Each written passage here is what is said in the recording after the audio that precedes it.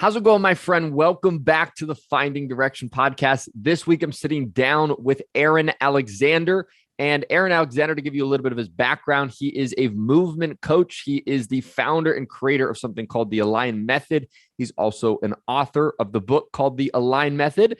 And he's a host of a podcast called the Align Podcast. All right. So a lot of things with movement in your body. And some of the things we really dive into in this episode is how you can actually begin to use your body to help you get clear on what it is that you want to do with your life and make more powerful decisions from how you use your body. Another thing we talk about is how do you avoid making the wrong decision as you look at taking a next step in your life? And also we look at the power of experimentation. All right. So you are going to get a lot of value from this episode. I am excited for you to dive into this one. And without further ado, here we go.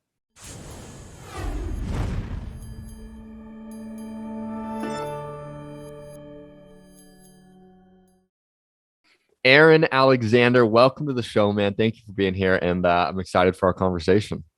Thanks for having me, man. Absolutely. So as we dive into today's episode, I would love if you could share with our audience as far as, just like what was life like for little Aaron? What was life growing up as you were a little kid running around? Kind of fill us in. Little Aaron. I grew up in Lancaster, Pennsylvania, which is notorious for Amish country. I grew up in like basic kind of like suburb type territory, though. It wasn't excessively Amish. Yeah. And life for little Aaron. I think he grew up immensely shy, like awkwardly shy, to the point that, I remember feeling very out of place in many scenarios. Like school felt out of place, family get-togethers felt in place with like my parents, my brother. Right. But I go visit, like Thanksgiving dinner or whatever. And like, you're supposed to love each other because you're, are related, but they're like, it's kind of feels contrived in a way. It's kind of like going to birthdays, like you're supposed to have a good time because it just so happens it's a birthday. The person came out of their mom's vagina on that date X amount of years ago. You're like, here we are, it's just. And so I remember feeling, not that birthdays and my insecurity and awkwardness actually relate, but a similar kind of sensation. And just felt like a bit, just out of place, I think was the thing. I didn't really like know where my place was. And then thankfully I discovered ice hockey. So that like team sports was really invaluable for me. And then thankfully I got kind of like good for my level, which wasn't a high level, but for my level, I progress, which taught me confidence. Right. I think team sports are one of the most valuable things for a young person to engage with. And so that started bringing me out of my shell a little bit and feeling like a leader and feeling more confident and feeling like, I have like some worth, I guess you could say. Yeah. Like a hobby, like an identity, like trying on an identity. I think maybe for the first time, before it's like what is my mask? And I was like, okay, cool. Like I have this like athlete mask. Like that's great. And then that's kind of, I think, relevant starting points. Awkward and very giraffe-like, very tall, lanky, crooked teeth, bowl cut. That's my jam growing up. Yeah. What about yourself? I can relate to many of the things you said. I was, also a shy kid growing up. And I can relate when you're saying you go to Thanksgiving dinner with family and you're like, I'm here with family and I'm supposed to talk. What are we doing here? What is this? So who are these people? Yeah, man. So I had a similar sense of that. And it's interesting when you say like hockey was what brought confidence out for you. And I think it's like there's the saying, and I'm going to butcher it slightly, but it's like, in the education system, it's like we're judging everybody on the same scale. And it's like, well, if you judged a fish to climb a tree, they would spend their whole life thinking they're an idiot. Sure. And you know what I mean? It's one of those things where like, as you grow up in life, if you're trying the wrong thing and you're not good at it, you may think, oh, well, I'm not good at this thing called life, or I'm not, confident about myself. But the reality is, if you're not good at it and you're not enjoying it and you're not wanting to do it more, all it is really is a sign is saying, okay, maybe I'm a fish trying to climb a tree and I need to go find my ocean to try something else. Because as soon as you try something else, like you said, you started doing hockey and it's like all of a sudden now you get good. And once you get confidence in hockey, now this other maybe Thanksgiving dinner you go to, you're like, well, maybe I'll say one more thing because like, I got this confidence thing now, or maybe, and it sort of amplifies and dribbles into like every other area of your life.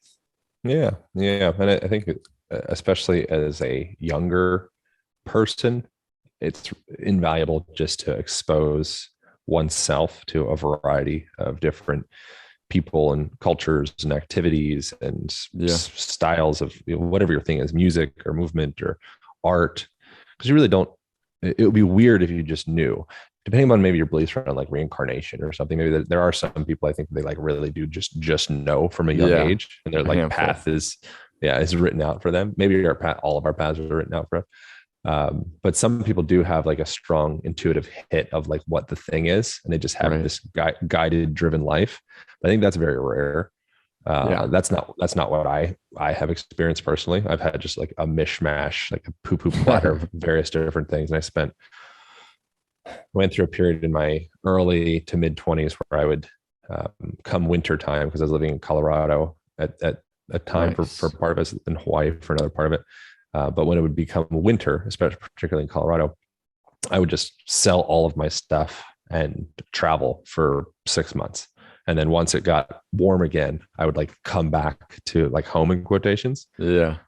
And that was such just an amazing opportunity, I think, just to kind of like thrust myself out into the unknown and Yeah. kind of arrive and kind of see what happens. And within that, get to learn a lot of lessons that had I been more specialized in one specific thing and stayed within that container for the entire time. I think ultimately at first within specialization, within sport particularly, you can start off and you can get a bit of like a head start. You can seem like, oh, Yeah. wow, like he's really good at golf. He's just, all he does is golf from age Yeah. 6 to 13. Now he's better than anybody. But then there's a fall off point where suddenly that stifles their development and everything else. So I think earlier on in life, depending upon your interpretation of early, just say call it like teens Right. and 20s, maybe early 30s. I think piecing all the different potential disparate nodes of interest and Yeah. intrigue, just like what, like just following your nose, like whatever's interesting. And then this really interesting fabric starts to get produced with time.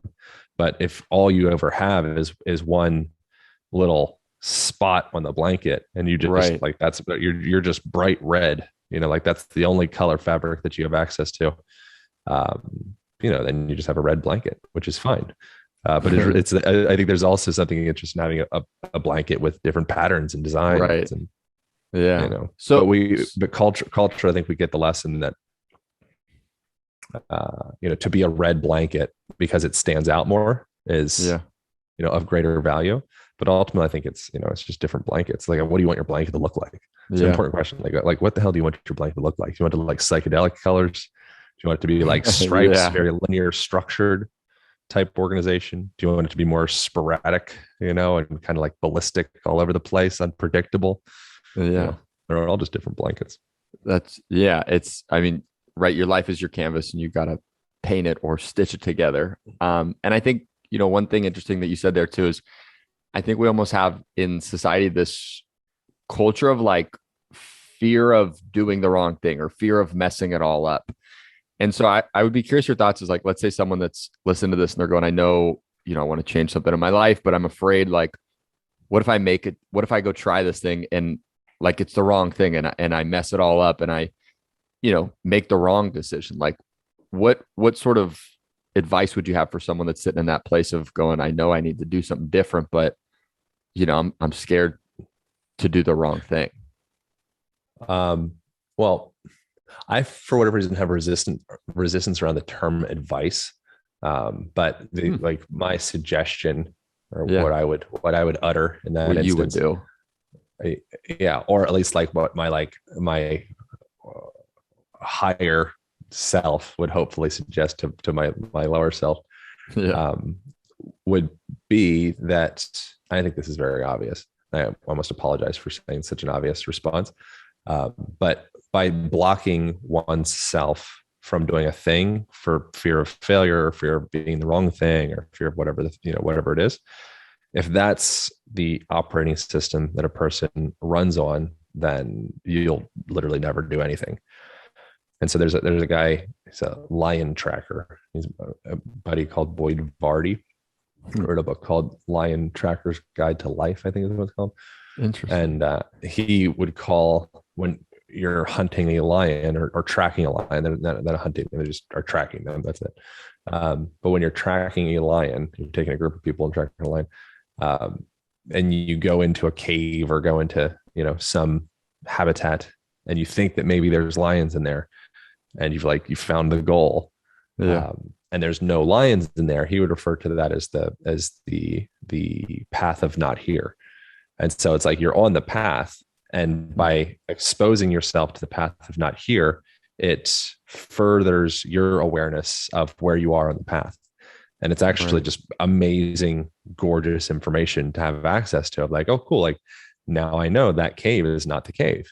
Yeah. But had you not entered the cave, you'd always have this kind of underlying curiosity of like, wow, what if my wife was in there? Or what if my job, my dreams was in there, my hobby, or, whatever the thing was that would be like the thing. Right. So I think that, from like a physical therapy movement type perspective, you could say like your next move is your best move. So it's just like, what's the best way to exercise? What's the best way to move? It's just like, it's pretty much just move. Like find what works for you. If that's taking a walk, if it's riding a bike, if it's doing powerlifting, if it's training jujitsu, if it's boxing, swimming, paddle boarding, like whatever you want to do. If you're just sitting at your place watching TV, like just the fact that you, like in my book, I'd recommend spending time on the ground with some level of regularity, like most any culture across the planet that still has non-arthritic hips and ankles and knees, and isn't overcome with pelvic floor dysfunction. Like in the United States, the adult diaper industry is exceeding that, or it's set to exceed that of the baby diaper industry in the next couple few years. And so that's it for those individuals. It's like, oh, you didn't express the body, and now the body starts to cave in on itself, and now you're like peeing your pants. And so from a figurative perspective of making a decision, I think it's just like just make a decision. Get out of like the analysis or the paralysis by analysis thing, and just like make a fucking decision. And then from there you learn, you understand your coordinates, like where you are on the board, because you made a move and you learned and you're moving forward. That's probably what I would suggest. Yeah. So make the move and sit on the ground so you're not peeing your pants at 80 years old or whatever. Yeah, just So to make like the metaphoric figurative move, and then also around your home. Like as we're doing this conversation, I'm sitting on I've got like this heated infrared mat thing. Nice. I've got like these like toe spacers in my foot. I'm giving myself a little massage. I've got this random TheraBar thing. I'm like twisting occasionally, doing some like wrist exercises and stuff. I've got this TheraCane thing, and I'm kind of like going in and doing like some spinal decompression shit. And that's like a little bit excessive. I'm also sitting on the ground. I'm looking out a window as we're having this conversation. Yeah. There's a river nearby here. So I can like see people walking by and the whole thing. So there's a lot of movement in just sitting here having this conversation. I'm not really looking at the computer screen very often, because I'm like, why would I do that? I don't need to do that. So that's like, okay, cool. Like adding a little bit of movement in the scenario in a literal and figurative way. Right. Yeah. You got to do something. And so I'm curious, like if we dive a little deeper into your story. So you mentioned at one point you moved to Colorado. So I'm curious if you could fill us in. You're obviously moving out of state. You're moving halfway across the country, more or less. What kind of initiated that move? Oh, a girl, Tiffany. I met she's like my first love in Hawaii. I moved to Hawaii when I was 18, and I wanted to be a ski bum. It was it was a part of like my bucket list. Yeah. And she wanted to go to Colorado State University. And so we moved from Hawaii, where I got to live out my like surf bum fantasy, Yeah. and then went and became a ski bum of sorts in Colorado. And yeah, that was it. Just ski bum and a gal combination. Perfect Nice. story.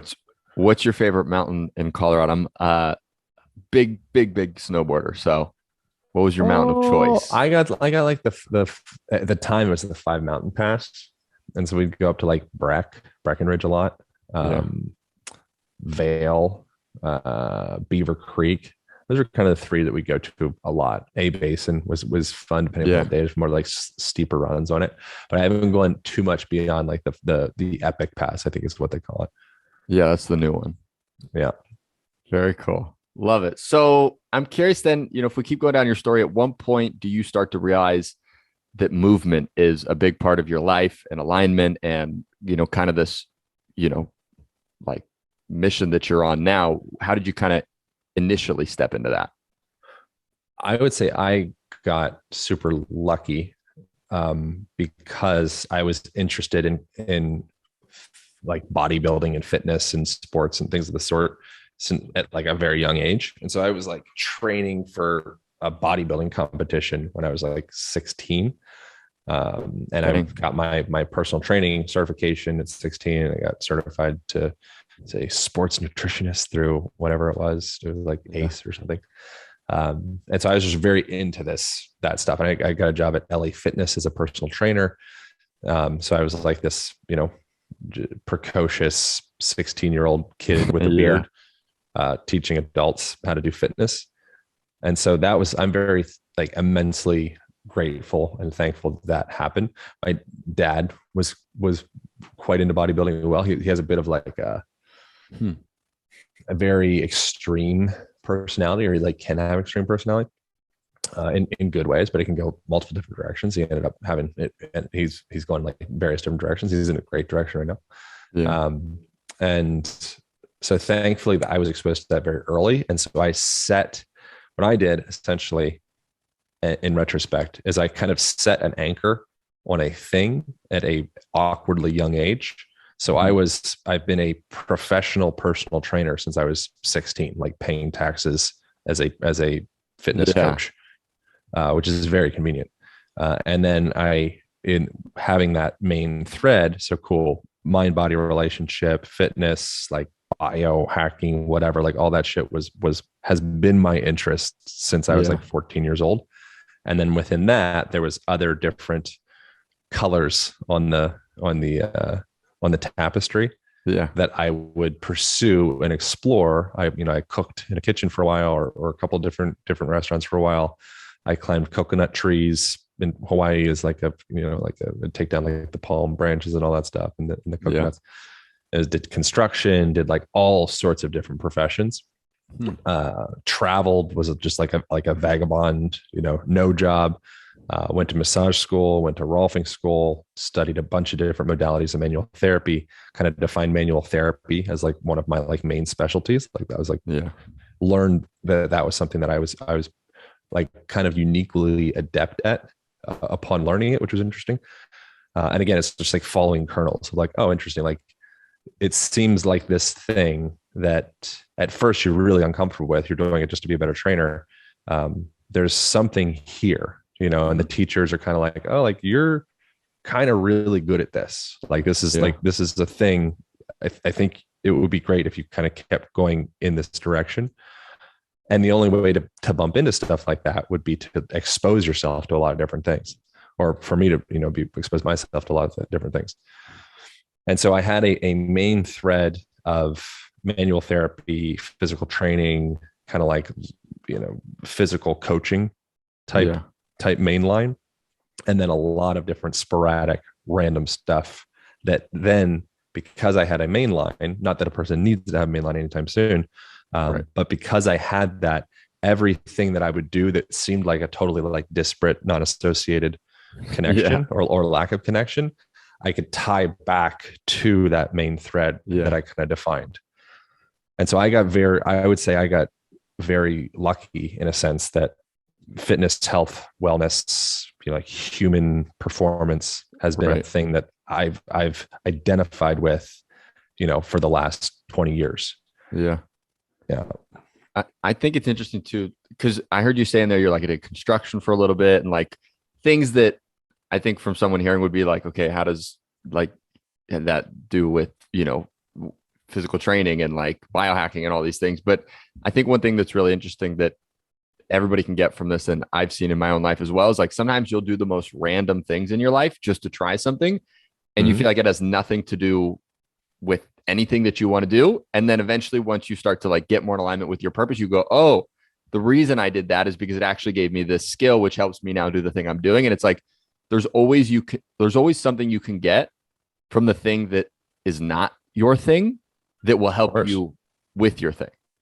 Well, and if you're a potential supportive component to doing, say, like painting houses or doing construction or anything like that, or working in kitchens, any of that Yeah. would be just exposure to different types of people. And so if you're always just the specialized expert in one specific genre of life, your capacity to create rapport and connection with like a wide variety of people would probably be limited compared to someone that actually has like lived in the place, actually Yeah. speaks their native language, actually has like, had that food that only they know about. Yeah. So or just knows how they work or knows how like, like the deeper kind of aspects of different cultures and different people. And, that comes through with any, for the most part, almost any profession that involves communication. So I'm very grateful for all of those scenarios, and just for my work now. I work with people that are in pain in large part, or people that just Yeah. want to feel more comfortable in their bodies or whatever, be more jacked and tan or like whatever their goals are. Yeah. And so being exposed to different types of people and actually seeing like what are their problems, because if all I'm only exclusively around the same version of myself, it's just a big like echo chamber.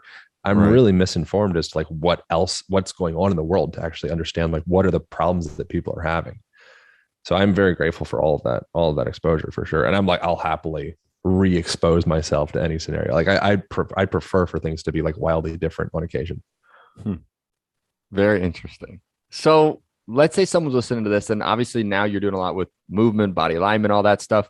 What are a few things you could share with anybody listening to this on the power of having like more movement, more alignment in your life to help kind of amplify other areas of your life, even when it comes to like figuring out what you want to do with your life? Well, so I wrote a book called The Align Method the revised version came out in January of this year. And it's just, filled with all of this type of information. But there's a few different studies in there that were kind of interesting in relation. This one was from, I think it was Ohio State University, I believe. And what they did is they had different groups of people. They're all students, like most studies are. And they had one group of students stand in what I would call in the alignment of the book, the mopey archetypal postural position, which is kind of just like hunched over, forward head posture, hyperkyphotic spine, valgus knees, meaning like the knees are dropped in. You're just like, you look flat, like you look defeated and depressed. Yeah. Depressed in the literal sense of to be brought down. But then there's, a bunch of associations to our physical body is expressing our personalities and our thoughts and feelings and like felt state. So it's all tied together. But when people would stand in that hunched over position, so this research study, they would believe. So a couple different questions they were asking. They were asking, it was as though it was for like a job interview. Right. And they were saying, okay, define these or read out these different qualities about yourself that are positive and that are negative. And so when they're in that hunched over position, it was easier for them to identify with like the negative belief systems about themselves. When people were in the upright position, we call it the aligned position of the book, it was easier for them to identify, like it felt like the positive affirmative type concepts and ideas about themselves. You're like, oh yeah, like that's true. And then what they found that was kind of like an interesting curveball in it was overall, when people were in the hunched over postural positions, they trusted what they were saying less, regardless, positive, negative, whatever it was just like a sense of distrust in themselves. There's Amy Cuddy from Harvard. She did like the power woman pose or superwoman pose, where like an increase in testosterone by 20% and decrease in cortisol when you're in an upright position. There's a lot of contention around that as well. But the whole field of study within that is referred to as postural feedback. There's tons of different, I could just keep going on and on. That's what the first chapter of the Align Method book is going into all this different evidence that suggests the way that we move affects the way that we think and the way that we feel. So how does the body come into it? Like the way that you communicate is through movement. That's like body language accounts for, if you include tonality in communication, accounts for about 93% of the way that we communicate. So if there is incongruence between the words that we're saying and our body language or our tone, the way that we say it, about 93% of the time people will trust the tone and the body language of the way that you communicate. So that makes sense, obviously, in a conversation, probably for most people. And so that would be like, if you, all of a sudden you're talking, if you're lying, if you're lying and suddenly like your voice raises, or you're you're looking away, kind of like I'm looking away from you, but that's because you're not here and we're a computer. So I'd rather just look out the window. So I promise I'm being honest to the best of my capacity right now, even though I'm staring out into space as we're talking. So that's the way that we communicate with those around us, but it's also the way that we communicate with ourselves. So as you are taking a walk down the street, like your experience taking a walk down the street is just filled with opportunities. Like anytime you take yourself out of your house and like go out into the world and expose to life, in quotations, like it suddenly like the equation starts going, and there's this plethora of opportunities of like, oh, maybe this person's attracted to me. Maybe I strike up conversation with that. Maybe I, whatever, meet this new group of people and take on a new hobby. And then that becomes my profession. And then suddenly that's my whoosh. So by being a person that feels aligned in their body, or like centered, or just well-oriented, comfortable, that's a very attractive person to be around. And life starts to kind of open up to that individual. A person that's in kind of more defensive postural patterns for whatever reason. There's tons of reasons why a person might kind of have like baked on defensive patterns that you can unwind. It's just a process.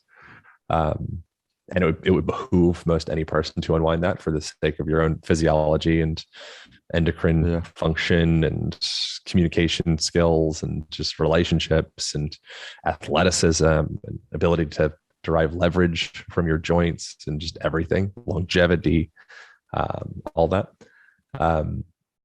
If you can do that, then suddenly it's kind of like, it's like your body, you could say, is almost like an antenna for life. And so you tune into different channels based off of the manner in which you inhabit this human suit. And so if you shut it down, close the shoulders, look away, just like not engage, then, life tends to, I think, at the risk of sounding kind of like overly poetic, but life starts to like look away from you. And sometimes we want life to look away from us. That's why we do that stuff. Yeah. So what would you say are like a few ways people could start using their body to sort of like drive more confidence and certainty in some of their decisions? Is it just, hey, rather than like slouching over, kind of put your shoulders back, and like is that one of the big things? Or what else can people do with their body so that as they make some of these like important decisions in their life, as far as like, what am I going to do next in my life, they can do it with a little bit more confidence and certainty because of how they're using their body? Yeah, just shake yourself up, go for a run, like do a little dance. If you got some important decisions to make, maybe like do a little workout, then make the decision, like open the antennas up. Yeah. And it's not, if you're feel all stiff and shitty and you've been sitting on a couch for, most of the day, or been in a car all day or whatever, and your solution to that is just to like yank your shoulders back. Like that's not, you're just going to squeeze the toothpaste in one spot and it's just going to, explode down the other end. Yeah. So in that case, the toothpaste would be like tension in the front of your shoulders and neck and pecs and such. And then you would open that up and then you would steal from your lower back, and then you go into hyperlordosis and be unstable in your back, and it just travels. So the way would be to think more like global change. And the way you do that is you change your environment. You become the shape of your environment. That's like a main premise of the Align method, is adjusting our perception of physical fitness to not just be what we do in a gym, but also the way that we live. So, right now, as we're having this conversation, our bodies are mutually forming into the environment that we consciously or unconsciously created. So, make your home, bring plants into your home, make like a floor sitting, have like a low coffee table set up so you can kind of be doing like, stretching out your hips and opening up your, all your parts, getting up and down off of the ground with regularity. Put stuff down low so you can squat down for it with regularity. Just make it be a part of who you are. Get a pull-up bar in some hallway that you pass through with regularity and hang off of it. In the Align method program, recommend 90 seconds in total a day. So you'd like 15 seconds times 6, or however you want to do it. And that literally changes the structure and shape of your shoulder girdle. So the tendency of having this medially rotated, kind of like all the things, hyperkyphotic, forward head posture, all that stuff, upper cross, intermediate, fancy word for it. It literally starts to impinge your access to be able to get your arms up overhead. So going up into shoulder flexion or arms up overhead and be able to get that external rotation to open up the chest. All that can be very easily alleviated or retrained just through one obvious thing would just be like implement hanging into your daily life. And from there, we have a bunch of different other exercises as well. Yeah. Very cool. I love it. Well, if people want to get more info on you, Aaron, and everything you're up to, obviously I know you got the book, you have your own podcast. So, I mean, if people want to find you, see what you're up to, where's the best place for them to kind of find you and hang out with you? The podcast called Align Podcast. Started that 7 years, over 7 years ago, 7 years and like 2 months. It was a 7-year anniversary a couple months ago. Nice. Congrats. Yeah, I love it. Congrats. It's just a thing that I've been doing for a really long time. And the book is called The Align Method. We created some of that I'm the most excited about right now. Create a thing called the Align Community, which right now we just started it a couple weeks ago. There's 1,000 people in there now, which is cool. And in there, I share exclusive content that doesn't go out on YouTube or podcast or any place like that. I'm in there each day. If people have like particular questions for me or anything, that would be a great place. So that's alignpodcast.com/community. So that's where I'm the most active probably at this point, is the community. So that would be a cool place if people want to continue this conversation. That would probably be the spot for it. Okay, cool. All right. And we'll put all that in the show notes so people get easy access to it. Last question I have for you, because we, are all about helping people find direction here, but we believe in doing it through action. Mm-hmm. And so I would be curious for you, like, what would you say is one thing someone listening to this can do in the next 24 to 48 hours to start finding direction in their life? Start finding direction. Probably just like shut up, like be quiet, it's your vagus nerve sends information from your brain down to your organs. 80% of the nerve pathways are afferent, meaning they're going from the body to the brain. 20% are efferent, meaning going from the brain to the body. So most of your autonomic nervous system in large part is largely a listening system. There's all like the cliche things. If you've got like all these senses to take in information, then you got like your mouth to like make noises. So I think just like, just listen. There's a lot more information at our access than what we have. Most of us have access to, because we're making so much noise. So I would say, whatever, do whatever we do, meditate, take a walk, like get out of your cell phone, and just like have like do like a little, maybe one day a week, do like a cell phone detox or something, maybe fast. I think fasting is a really beautiful thing. And like taking out like nutritional information for a day. You do a bone broth fast, maybe if you're worried about protein. You take essential amino acids if you're worried about protein. So I think like kind of Bruce Lee type talk, like life's about subtraction, not addition.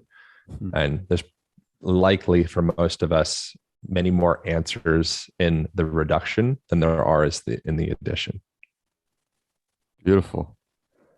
Love it. Love it. Well, Aaron, thank you again so much for coming today. Massively appreciate your time and your wisdom throughout all of the journey of your life. So thank you so much for being here, man. Yeah, man. Thanks for doing it. Absolutely.